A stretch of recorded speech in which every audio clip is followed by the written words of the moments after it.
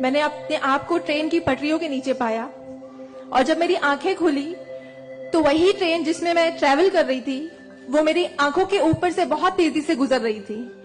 एक लम्हे को लगा कि मैं कोई ख्वाब देख रही हूं, लेकिन जब ट्रेन पूरी तरह से मेरे पैरों से गुजर गई मैं वहां हेल्पलेस थी। और जब बहुत दूर जाके किसी ने ट्रेन रोकी, वो ट्रेन रुकी और उस ट्रेन को रुकता हुआ देखकर मुझे एहसास हुआ कि मैं कोई ख्वाब नहीं देख रही हूं, मैं सच में ट्रेन से गिर चुकी हूं और मैंने अपनी दोनों टांगे उस ट्रेन के पहियों के नीचे आ गई है जिसमें मैं ट्रैवल कर रही हूं। वो पूरी 12 डब्बे की ट्रेन मेरे पहियों से गुजर गई, किसी ने ट्रेन रोकने की हिम्मत नहीं की। और मैं जब वहां गिरी तो लोगों ने मुझे देखा और 10-15 मिनट बाद काफी लोग आए, मेरे आसपास खड़े हो गए। मेरे पास सेलफोन नहीं था, मैंने अपनी बैग से उस वक्त डायरी निकाली, मैंने लोगों को फरियाद की, बहुत रिक्वेस्ट की, बहुत रोया वहां पर कि मेरे घर पे एक फोन कॉल करके बता दो कि मैं यहाँ पे हेल्पलेस पड़ी हूँ विथ हेवी ब्लीडिंग, मेरे बचने की कोई चांस नहीं है। एटलीस्ट मेरे घर वालों को पता होना चाहिए कि मैं यहाँ पे इस हालत में हूँ, मुझे लावारिस लाश बन के नहीं मरना है। बट उस वक्त मैं यही कहूंगी कि अल्लाह ताला की मसलहत थी, अल्लाह ताला उस वक्त जो मेरी तकदीर में था, किसी ने मेरी हेल्प नहीं की और मैं वहां पे 30 मिनट ऑलमोस्ट मैं ट्रैक पर विथ हैवी ब्लीड, मेरे दोनों पैर ट्रेन के पहियों के नीचे आ गए थे, मैं उसी हालत में पड़ी रही और मैं कॉन्शियस थी। मैं बस लोगों के सामने रो रही थी कि मुझे कोई पानी पिला दो, कोई घर वालों को कॉल कर दो, लेकिन किसी ने हेल्प नहीं की। And after 30 minute I got railway help, then मुझे गवर्नमेंट हॉस्पिटल लेकर जाते हैं, वहां पर भी कुछ ओटी स्ट्राइक होता है, मुझे फौरी ट्रीटमेंट नहीं मिलता है। एंड देन मेरा एक्सीडेंट सुबह 11 बजे होता है और मुझे 6 बजे जब मेरी फैमिली प्राइवेट हॉस्पिटल लेकर जाती है, then I got a treatment. And उसके बाद 16 साल की थी मैं जब मेरे साथ ये एक्सीडेंट हुआ। आप समझ सकते हैं 16 साल की उम्र में 1 मिनट में मेरे 2 पैर कट गए थे, मैं डिसेबल हो गई थी, मैं हेल्पलेस हो गई थी, मैं खुद से उठ नहीं पा रही थी, ना बैठ पा रही थी, ना एक तरफ से दूसरी जगह मूव हो पा रही थी। मैं मेंटली डिसेबल हो गई थी, फिजिकली डिसेबल हो गई थी और फाइनेंशियली कंडीशन भी काफी वीक थी।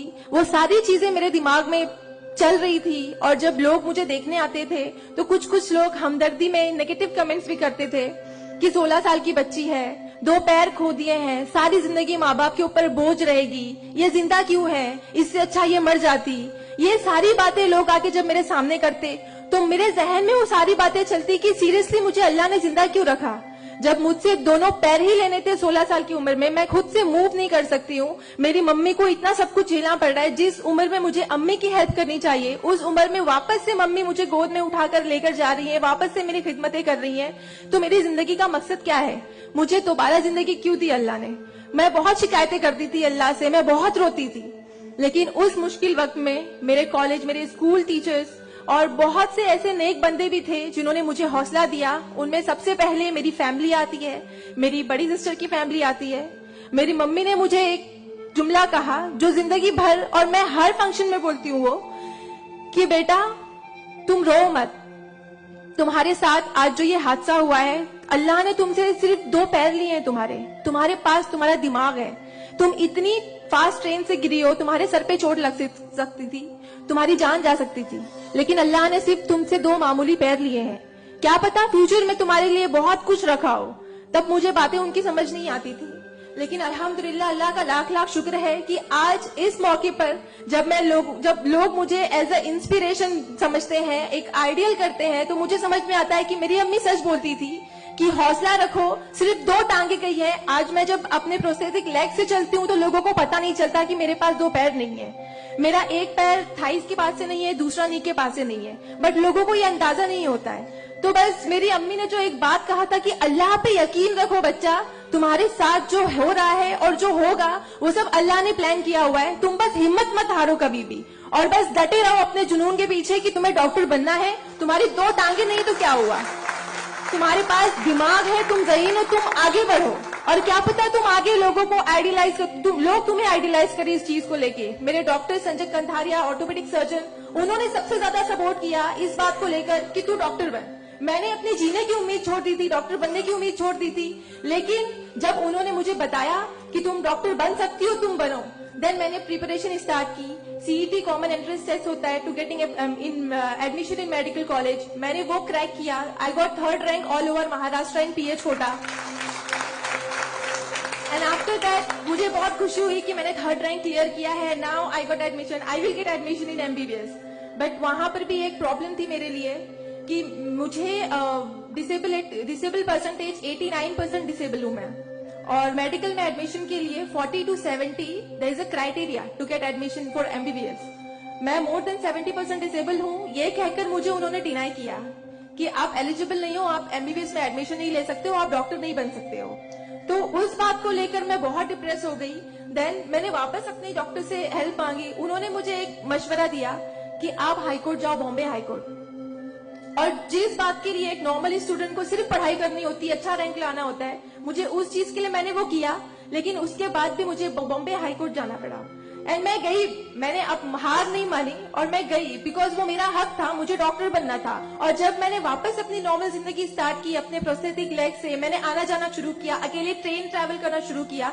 देन मैंने रियलाइज किया कि मेरे अंदर कोई कमी नहीं है. मैं एक नॉर्मल लड़की हूँ, मेरे पास पैर नहीं तो क्या हुआ, मैं लोगों को साफ कर सकती हूँ. मेरे अंदर पैशन है डॉक्टर बनने का. तो मैंने वो बस अल्लाह पे यकीन रखा और मैंने ये सोचा कि अगर अल्लाह ने मेरी किस्मत में रखा है डॉक्टर बनना तो मैं जरूर कोर्ट में फाइट करूंगी. एंड देन मैं बॉम्बे हाई कोर्ट गई इन 2011 और वहां पे मेरा केस डॉक्टर मोहित शाह, चीफ जस्टिस मोहित शाह ने देखा. उन्होंने मुझे ऑब्जर्व किया, मेरे प्रीवियस हिस्टरी रिकॉर्ड्स देखे, वो सारी चीजें देखे, और उन्होंने जब मेरा पैशन देखा डॉक्टर बनने का, सर्व करने का, देन उन्होंने मेरे फेवर में फैसला दिया. एंड 2011 अल्लाह का लाख लाख शुक्र है कि मुझे इंडिया के टॉप मोस्ट कॉलेज में एडमिशन मिला, विच इज सेज medical college and KM hospital. Then 2011 में मैंने अपना MBBS में एडमिशन लिया. वो जर्नी बहुत आसान नहीं थी मेरे लिए क्योंकि मेरे पास 2 पैर नहीं है. और जब मेरी काउंसलिंग चल रही थी एडमिशन को लेकर तो काफी जो डॉक्टर्स का पैनल था उन्होंने मुझे बहुत कुछ हकीकत बताई थी कि आपके लिए डॉक्टर फील्ड आसान नहीं है, इसमें पढ़ाई करना 5.5 साल, आपको एक OPD से दूसरी OPD जाना होगा. और तब मैं 2 क्रचेस यूज करती थी मेरे लिए. तो आपके लिए बिल्कुल भी आसान नहीं है, आप हार जाओगे, 1 साल पढ़ोगे, दूसरे साल आप डिनाई कर दोगे, एडमिशन नहीं लोगे, आप गिव अप कर लोगे. लेकिन बस मैंने दिल में ठान लिया था कि मुझे इन्हें गलत साबित करना है और मुझे लोगों को प्रूव करके दिखाना है कि एक लड़की जो 89% डिसेबल है, जिसे लोग ये कहकर सुनाते थे कि सारी जिंदगी माँ बाप के ऊपर बोझ बनी रहेगी, उन्हें प्रूव करना है कि मैं डॉक्टर बन के लोगों को सर्व कर सकती हूँ. और जो मेरे दूसरे डिसेबल भाई बहन हैं उन्हें भी शो करना है कि after disability, after accident, post accident जो लाइफ होती है वो आप नॉर्मल गुजार सकते हो अपने हौसले की बनिस्बत. तो मैं बस 5.5 साल मैंने बहुत कोशिश की, बहुत दर्द सहे, लेकिन मैंने अल्हम्दुलिल्लाह 2016 में फर्स्ट क्लास से मैंने अपना MBBS क्लियर किया. और इस बात को देखते हुए मुझे बहुत खुशी होती है, इस बात को बहुत प्राउड मोमेंट था मेरे लिए कि इन 2016 ऑन वुमेन्स डे 8 मार्च मुझे बॉम्बे हाई कोर्ट में फेलिसिटेट किया गया, जो एक हिस्टोरिक मोमेंट था वहां पर कि आउटसाइड से किसी को उन्होंने फेलिसिटेट किया. देन उसके बाद मुझे काफी कॉल्स आए एज अ मोटिवेशनल स्पीकर, मुझे काफी अवार्ड्स मिले.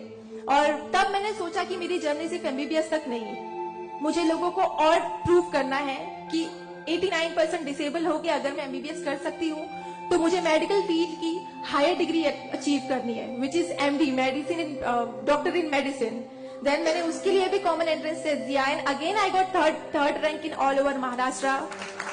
और यहाँ पर भी देन अगेन उन्होंने प्रॉब्लम क्रिएट की मेरे लिए. After completing my MBBS with flying colours, उन्होंने वापस मेरा मेडिकल एडमिशन डिनाई किया कि आप नहीं कर सकते हो बिकॉज यू आर 89% डिसेबल.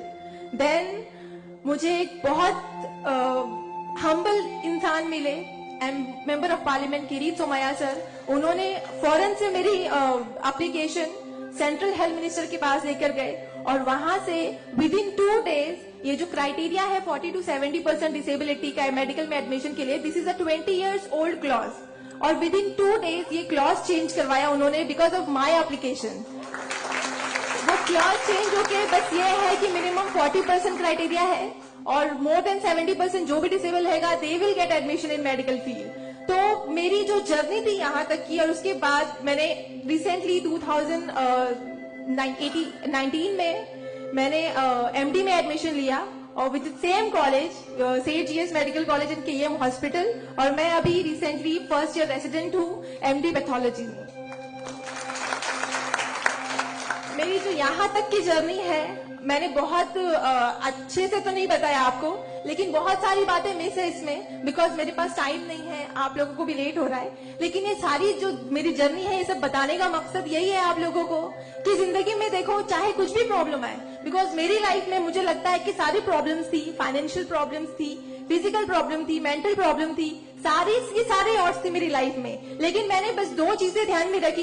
एक तो मेरी अम्मी की बात की, अल्लाह पर यकीन रखो, अल्लाह अपने बंदों से 70 माओं से ज्यादा प्यार करता है। एक माँ हमारी छोटे से दर्द को बर्दाश्त नहीं कर सकती, वो तो 70 माओं से ज्यादा प्यार करता है, तो हमें दर्द में कैसे रख सकता है वो? तो उसने जरूर कुछ अच्छा रखा है हमारे लिए। अगर छोटी सी प्रॉब्लम आई जिंदगी में, तो उससे हार नहीं मानो, उससे लड़ना सीखो।